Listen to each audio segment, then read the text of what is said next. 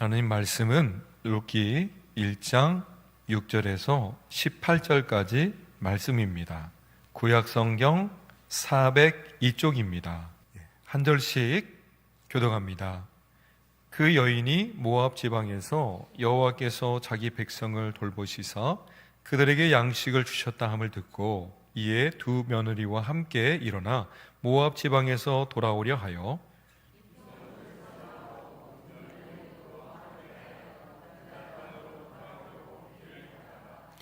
나오미가 두 며느리에게 이르되 너희는 각기 너희 어머니의 집으로 돌아가라. 너희가 죽은 자들과 나를 선대한 것 같이 여호와께서 너희를 선대하시기를 원하며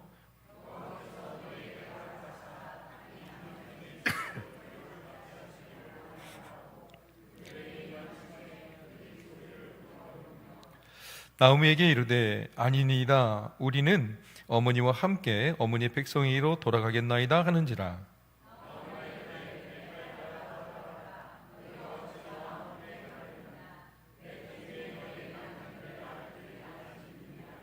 내 딸들아 되돌아가라. 나는 늙었으니 남편을 두지 못할지라.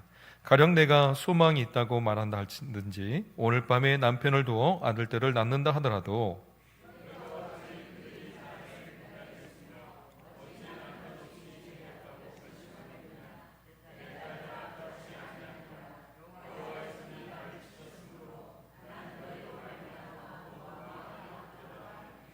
그들이 소리를 높여 다시 울더니 오르바는 그의 시어머님에게 입맞추되 롯은 그를 붙잡았더라. 예.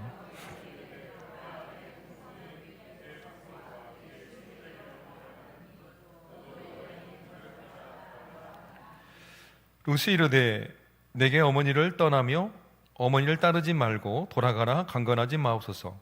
어머니께서 가시는 곳에 나도 가고 어머니께서 머무시는 곳에서 나도 머물겠나이다. 어머니의 백성이 나의 백성이 되고 어머니의 하나님이 나의 하나님이 되시리라.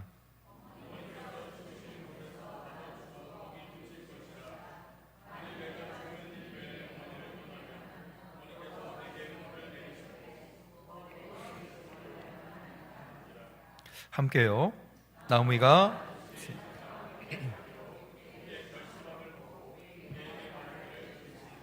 아멘.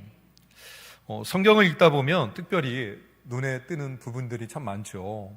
성경 66권을 읽다 보면 어떻습니까? 여성의 이름이 책 제목으로 이렇게 붙여진 경우가 드뭅니다. 단 2권뿐이죠.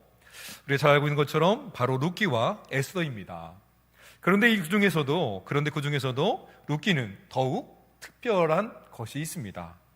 왜냐하면 주인공 롯은 이스라엘 여인이 아니었습니다. 모압 출신의 이방 여인이었죠. 하나님께서는 이방 여인을 들어 사용하셔서 다윗 왕의 조상들이 되게 하고요. 더 나아가서는 예수 그리스도의 족보에 이르게 하는 복을 주셨습니다.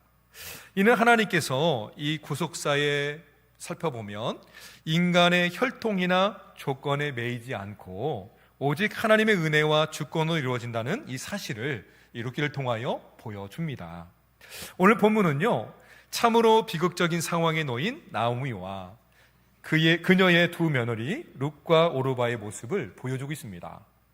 이들은 절망 끝에서 고향으로 돌아갈 것인지 아니면 머물러 있을 것인지를 두고 갈림길에 섭니다. 이들의 선택은 일반적인 가족관계의 문제를 넘어서는 아주 중요한 일들이었죠. 바로 하나님을 떠난 자리에 머물 것인가, 이게 모압이겠죠. 아니면 하나님께로 돌아갈 것인가라는 이런 매우 중요한 신앙적 결단이 있었습니다. 이 질문은 20세기, 21세기를 살아가는 우리에게도 동일하게 질문하죠. 우리는 롯과 이 나오미의 이야기를 통해 지금 우리가 머무는 곳이 어떤 곳인지 살펴보고요. 또 그곳에서 나와야 한다면 그 이유가 무엇인지, 그리고 그 길 끝에는 어떠한 은혜가 예비되어 있는지 말씀을 통하여 함께 은혜를 나누겠습니다. 이 룻기의 시대적 배경은 사사이죠. 사사시대입니다. 여호수아가 죽은 이후 이 사울 왕이 세워지기 전까지 약 한 350년 동안 이 사사들이 이스라엘을 치리하며 다스렸습니다. 그러나 이 시대는 영적으로 매우 어두운 시대다라고 불립니다. 그 이유는 전쟁과 기근도 물론 끊이지 않았지만 정말 중요한 것은 무엇보다도 하나님의 백성들이 하나님을 떠나서 자기 소견대로 옳은 대로 살아갔던 겁니다. 자기 마음대로 자기 생각대로 살았던 것이죠. 그래서 사사기의 마지막 구절은 이렇게 증언하고 있습니다. 21절, 25절 말씀인데요. 같이 한번 읽어보겠습니다. 그때에 이스라엘 왕이 없었으므로 사람이 아멘. 하나님 말씀을 따르기보다는 자기 생각대로 자기 마음대로 살았던 겁니다. 그 시대적 상황 속에서 룻기의 이야기가 시작되죠. 나오미의 가정도 그 심판의 한가운데 있었습니다. 이러한 영적 혼란기에 유다 베들레헴에 극심한 가뭄이 흉년이 들었습니다. 한 가정의 가장이었던 이 엘리멜렉은 생존을 위해서 가족을 이끌고 이방 땅 모압으로 이주합니다. 베들레헴은 떡집이라는 뜻을 가지고 있습니다. 하나님께서 약속하신 땅, 언약의 땅이라는 것을 말해주지요. 생명의 떡을 말합니다. 그런데 그 떡집에 먹을 떡이 떨어졌다? 이것은 뭔가 문제가 있다는 것을 방증해 주죠. 즉, 생명이 양식되는 하나님 말씀이 그곳에 없다라는 겁니다. 그런데 죄로 인해 영적인 감각이 무디워지니 이러한 사실을 알 리가 없지요. 그들은 기근을 피하려고 하나님의 약속의 땅을 떠납니다. 모압으로 가죠. 모압은 하나님께서 가까이 하지 말라고 했던 그런 땅이었습니다. 하지만 이스라엘 땅에 양식이 떨어지자 나오미의 가족은 생존을 위해 모압 땅으로 이주했죠. 그들의 선택은 더 나은 삶을 찾아가는 그런 이사가 아니었습니다. 약속의 땅을 등지고 우상 숭배의 땅으로 그곳으로 들어가는 그런 신앙적 이탈을 말해주고 있습니다. 생명을 얻기 위해 떠난 길이었지만 오히려 더 큰 불행의 출발점이 되고 말았습니다. 결국 그곳에서 남편 엘리멜렉은 죽고요. 또 두 아들 말론과 기럯마저 자식 없이 생을 마감합니다. 나오미는 남편과 두 아들을 잃고 두 며느리와 함께 과부로 남게 되죠. 모압 땅이 희망의 땅처럼 보여서 그곳에는 즐거움도 있고 기쁨이 있고 이렇게 착각을 했던 겁니다. 하지만 그 땅엔 즐거움이 없었습니다. 즐거움이라는 뜻의 이름 나오미의 이름의 뜻이 즐거움이었는데 이제는 괴로움이라는 뜻의 마라라고 이름을 바꾸게 됩니다. 그 땅에는 즐거움과 기쁨이 없고 슬픔만 있었던 겁니다. 나오미의 삶은 고난으로 가득했습니다. 그렇다고 해서 모든 불행이 결코 하나님이 내리신 징벌이라고 단정할 수는 없습니다. 그런데 다만 나오미가 여호와의 손이 나를 치셨다라고 고백했던 것처럼 불행의 근본적인 원인은 바로 하나님의 품을 떠난 데 있음을 말해주고 있죠. 하나님의 백성이 아무리 힘들고 어려워도 하나님의 약속의 땅을 떠나서는 안 됩니다. 생계를 위한 선택이라 할지라도 하나님의 언약을 떠나는 순간 그것은 불행의 시작이 될 수 있습니다.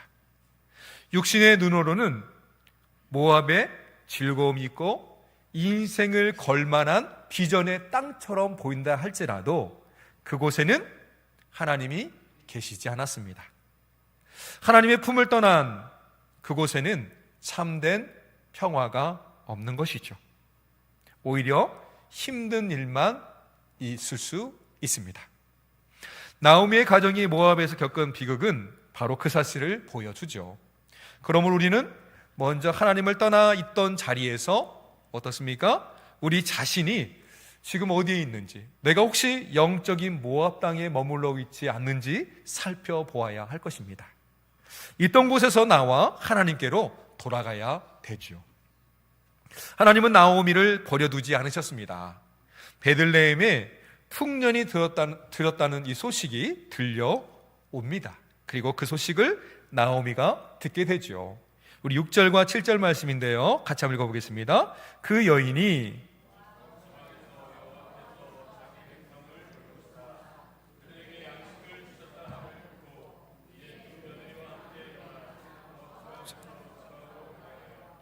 있던 곳에서 나오고 두 며느리도 그와 함께하여 유다 땅으로 돌아오려고 길을 가다가. 아멘. 떡집에 이제 먹을 떡이 다시 넘쳐나게 됐습니다. 그곳의 양식이 풍족하게 채워졌다는 거죠. 그리고 고향 베들레헴에서 흥겨운 노랫소리가 나오미에게 들려옵니다. 히브리어 성경을 보면 그들에게 양식을 주셨다라는 이 구절은 흥미로운 언어적 특징이 있습니다. 뭐냐면 히브리어로 하면 그들에게 양식을 주셨다는 말을 히브리어로 하면 라테트, 라햄입니다. 이 세 단어 모두 첫 음절에 라라는 음이 반복되고 있습니다. 마치 경쾌한 음악처럼 들리게 하는 거죠. 그래서 이 구절을 들으면 흥겨울 때 중얼거리는 소리, 날랄라 이런 소리가 되겠죠. 예, 이런 것처럼 히브리어 말로 나테트 라햄이라고 하니까 흥겨운 듯한 그런 소리가 울려 퍼졌던 것이죠. 특히 마지막 단어인 이 라햄, 이것은 양식을 뜻하는데요. 이 라햄, 여기서 많이 들어봤네. 베들레헴이죠. 그렇죠? 베들레헴입니다. 이 베들레헴 자체가 떡집이라는 의미를 가지고 있는데 이 구절을 통하여서 떡집의 양식들이, 떡이 가득 찼다는 이 흥겨운 노랫소리를 어떻습니까? 생생하게 전달하고 있음을 알려줍니다. 그래서 이 소식을 즐거움의 표현으로 기근이 이제는 끝났다라는 기쁨의 소식으로 듣게 되는 겁니다. 나오미가 이제 고향으로 돌아가기로 결심한 이유도 여기에 있습니다. 무엇이냐면 중요한 결심인데, 나오미는 이제 하나님께서 자기 백성들을 버리지 않았다는 것을 알았습니다. 그래서 다시 풍요와 기쁨으로 채우셨다는 소식을 듣고서 이제 확신을 갖습니다. 그렇구나, 나도 이제는 하나님께 돌아가야 되겠구나. 하나님께 돌아가면 하나님께서 우리에게 자비를 주실 것이다 라는 이런 믿음의 소망을 품게 된 것이죠. 그래서 결국 나오미는 돌아가기를 결단합니다. 모압을 떠나 다시 고향으로 돌아가야겠다고 말하죠. 이것이 바로 오늘 우리가 붙잡아야 할 메시지입니다. 하나님을 떠난 자리에서, 또 불순종의 자리에서, 또 세상과 타협하던 그 자리에서 떠나야만 합니다. 하나님께 나아가야 되는 것이죠. 7절 하반절에 보면 길을 가다가 라는 구절은 길을 걷는다는 의미를 넘어선 깊은 뜻을 담고 있습니다. 히브리 원문에 보면 그 길 안으로라는 뜻을 가지고 있는데요. 나오미와 두 며느리가 고통과 절망이 가득했던 모압의 삶을 뒤로 하고 이제 새로운 삶을 향한 여정의 길로 들어섰다라고 표현하고 있는 것입니다. 그래서 성경에서 이 길이라는 표현은 도로나 통로만을 의미하지는 않습니다. 길이라는 단어는 올바른 삶의 태도를 보여주죠. 그래서 시편 1편 6절에 보면 무릇 의인들의 길은 여호와께서 인정하시나 악인들의 길은 망하리로다 라고 기록하고 있고요. 또 어떤 표현이냐면 하나님과 사람과의 차이를 나타낼 때도 이렇게 사용되고 있습니다. 그래서 이사야 55장 8절인데요. 한번 읽어주시겠습니까? 시작.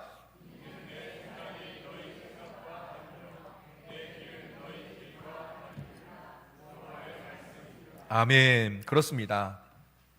이처럼 비유적으로 사용되어서 삶의 방향이나 방식, 아니면 선택 또는 인생 여정 전체를 의미할 때 이렇게 상징적으로 그 길이라고 표현하고 있습니다. 따라서 나오미의 일행이 그 길로 들어섰다는 것은 장소를 이동했다는 것보다는 바로 삶의 방향이 전환되었다. 어디로요? 하나님께로. 새로운 희망과 하나님께로 이 방향이 틀어졌다, 하나님께 나아갔다라는 것을 보여주고 있습니다. 또 7절 같은 구절에 있던 곳에서 나오고라는 표현에서도 흥미로운 일이 있습니다. 흥미로운 사실이 있는데요, 이 떠나고라는 말 속에는 나오미 혼자만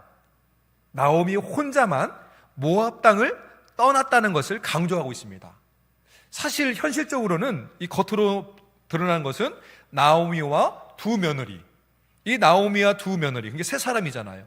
세 사람이 함께 길을 가고 있지만 두 며느리는 함께 나오미와 동행할지 아직 불확실한 상황이라는 것을 표현하고 있죠. 알려주고 있죠. 그래서 나오미는 며느리들이 끝까지 자신과 함께 갈지 아니면 머무를지 아직 모르고 있는 상황입니다. 이제 나오미는 그 길에서 자신을 따라 나선 두 며느리들에게 예상치 못한 말을 하죠. 자신에게 효를 다한 두 며느리에게 이렇게 말합니다. 내 딸들아, 돌아가라. 너희가 어찌 나와 함께 가려느냐라고 말하죠. 나오미는 두 며느리에게 베들레헴에 함께 가자고 말하지는 않습니다. 오히려 모압 땅에 머물러 있을 것을 권면하죠. 나오미의 이런 행동에는 다음과 같은 깊은 의미가 있음을 보여줍니다. 우리가 살펴볼 수 있죠. 먼저 며느리에 대한 깊은 배려와 사랑입니다. 나오미는 두 며느리가 자신과 함께 가면 겪게 될 어려움을 잘 알고 있었죠. 두 며느리는 모압 여인이었죠. 이방 여인이었습니다. 당시 이스라엘 사람들은 이방인을 쉽게 받아들이지 않았습니다. 나오미는 며느리들이 낯선 땅에서 환영받지 못하고 외롭게 살게 될 것을 알았죠. 그래서 걱정을 했던 겁니다. 며느리가 젊은 나이에 가부가 되었으니 모압에서 새로운 남편을 만나 행복하기를 바랬던 겁니다. 두 며느리가 모압 땅에 머물면 가족들의 보살핌 아래 어떻습니까? 안정된 삶을 하게 되는 것이고 또 다시 시작할 기회가 있다라고 여겼습니다. 그러기에 나오미는 그렇게 권면하고서 따라오지 말 것을 말하고 있지요. 또 두 번째 이유는 무엇이냐면 자신이 겪은 고통이 며느리들에게도 대물림되는 것을 걱정했습니다. 왜냐하면 나오미는 과거 베들레헴을 떠날 때 모함으로 왔다가 남편과 두 아들을 모두 잃은 그 고통을 겪었습니다. 잘못된 선택을 했다는 그 마음의 트라우마가 있었죠. 그래서 혹시라도 며느리들이 이 잘못된 선택 때문에 평생을 고통스러워할까봐 며느리를 위해서 그 불행의 대를 끊으려고 따라오지 말 것을 이렇게 말했던 것입니다. 참 보기 좋은 고부간의 갈등이 아니라 고부간의 사랑인 것을 보여주죠. 이제 머지않으면 명절이 오게 되는데 우리 시어머니들과 며느리들이 좋은 이처럼 있기를 바랍니다. 이건 사적인 얘기고요. 그렇습니다. 나오미는 며느리들이 자신을 따라 이 베들레헴으로 오면 더 큰 불행을 겪게 될 것을 예상했습니다. 그래서 며느리들에게 왜 나를 따라가려느냐라고 되묻는 것은 자신이 겪은 고통스러운 삶에 그들을 끌어들이고 싶지 않은 마음이 컸던 거죠. 절절한 마음의 표현입니다. 이러한 모습은 나오미가 겪은 고통이 얼마나 깊었는지 또 그리고 그 고통을 다른 이에게 물려주지 않으려는 이 책임감, 그의 모습이 강하게 드러납니다. 그런데 사실 두 며느리마저 나오미를 떠난다면 정말 나오미는 외톨이가 될 것입니다. 그래서 어떻습니까? 홀로 남게 되는 두려움이 있겠죠. 가정, 남편, 아들을 잃은 슬픔을 더해서 유일하게 서로 의지할 수 있었던 존재였던 이 며느리들과 헤어진다는 것, 더 큰 아픔일 겁니다. 이 사실을 너무나 잘 아는 며느리들 역시 어떻습니까? 고통스러워 했습니다. 그래서 어머니를 따라간다라고 이렇게 말했던 것이죠. 그런데 이때 더 중요한 선택의 갈림길이 나뉩니다. 오르반은 눈물을 흘리며 고향으로 돌아갑니다. 그러나 룻은 달랐습니다. 그녀는 이렇게 고백했습니다. 16절 말씀인데요, 같이 한번 읽어보겠습니다. 룻이 이르되 내게 어머니를 떠나며 어머니를 따르지 말고 돌아가라 강건하지 마옵소서.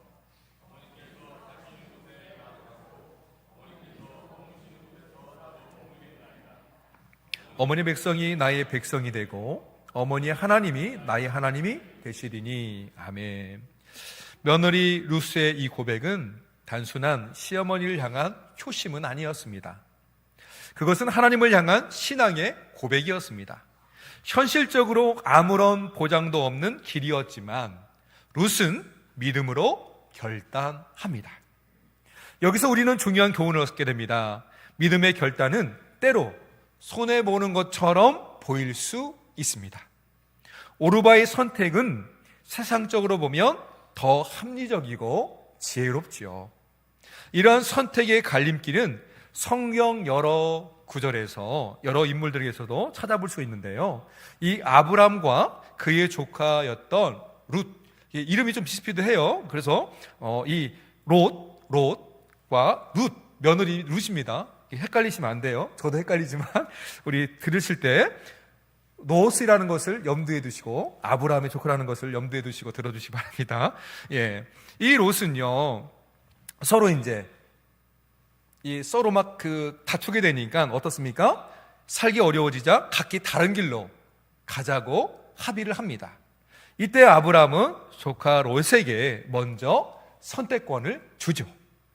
롯은 눈을 들어 본즉 보기에도 좋고 탐스러울 만한, 탐낼 만한 그런 곳을 선택합니다. 보기에도 좋고 탐스럽게 보이는, 탐날 만한 그것을 선택하죠. 물이 넉넉하고 비옥한 그런 땅이었습니다. 창세기 13장 10절에 보니까 이렇게 기억하고 있습니다. 같이 읽어보겠습니다. 이에 룻이 눈을 들어 요단측을 바라본즉 소알까지 온 땅에 물이 넉넉하니 여호와께서 소돔과 고모라를 멸하시기 전이었으므로 여호와의 동산 같고 애굽 땅과 같았더라. 아멘. 그곳은 여호와의 동산 같고 애굽 땅과 같았다라고 기록하고 있습니다. 얼마나 좋았는지를 말해주고 있죠. 그의 선택은 세상적인 관점에서 가장 합리적이고 풍요로운 삶을 살겠다라는 그런 희망의 땅으로 보였던 것이지요. 반면 아브라함은 롯이 떠난 후 하나님의 약속을 받게 됩니다. 하나님께서는 아브라함에게 너는 눈을 들어 너 있는 곳에서 동서남북을 바라보라. 보이는 땅을 내가 너와 내 자손에게 주리라 라고 말씀하셨습니다. 롯은 자신의 눈에 보이는 비옥한 땅을 선택하여 갔지만 아브라함은 눈에 보이지 않는 하나님의 약속을 끝까지 붙들었습니다.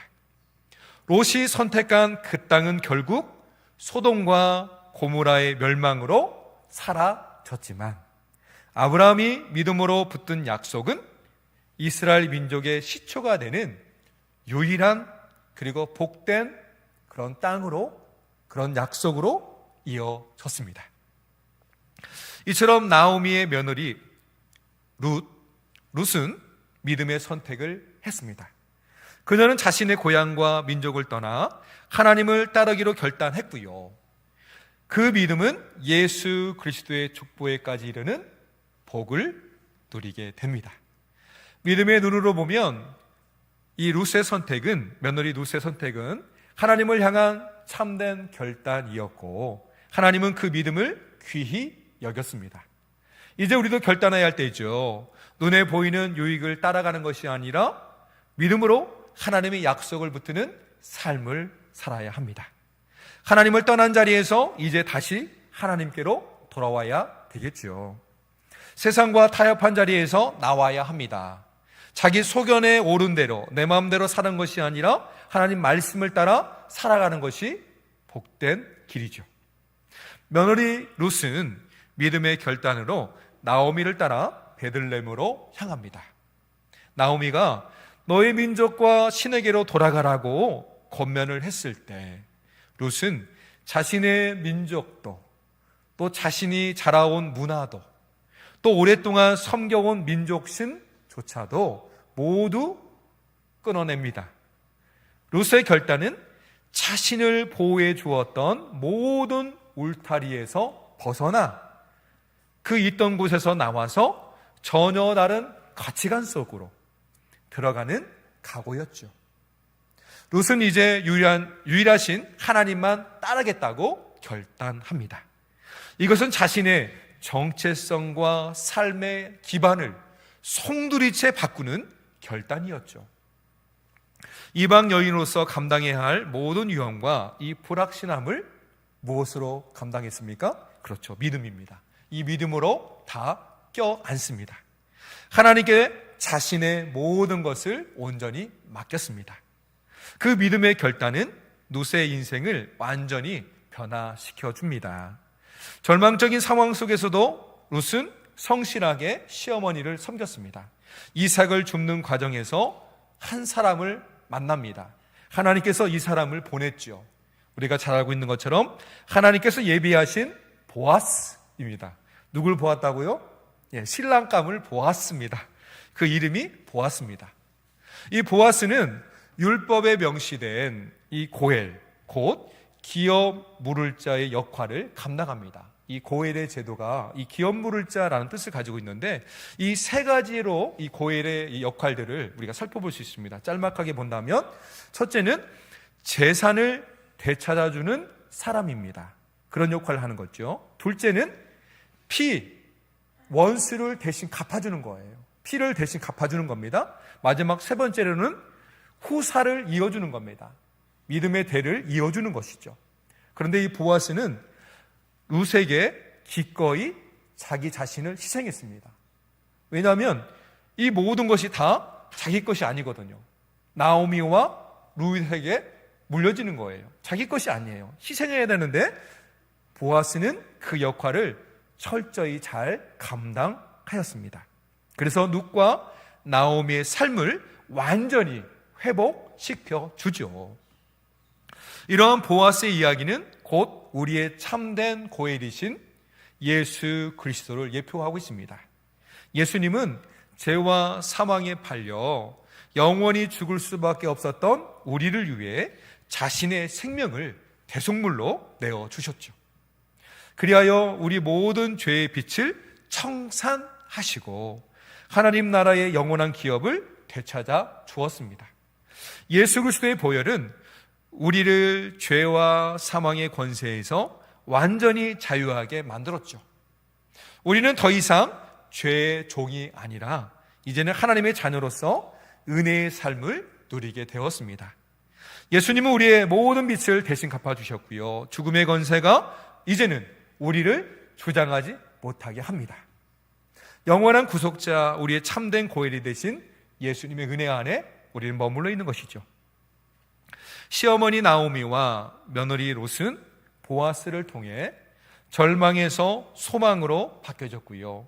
텅 빈 삶에서 풍성한 삶으로 옮겨졌습니다. 마찬가지로 우리의 삶 역시 동일하죠. 예수님을 통하여 텅 빈 우리의 삶이 풍성한 삶을 누리게 되었습니다. 더 나아가 롯은 다윗의 왕의 증조 할머니가 되었죠. 이는 오직 하나님의 주권적인 은혜와 섭리 가운데 일어난 놀라운 사건이었습니다.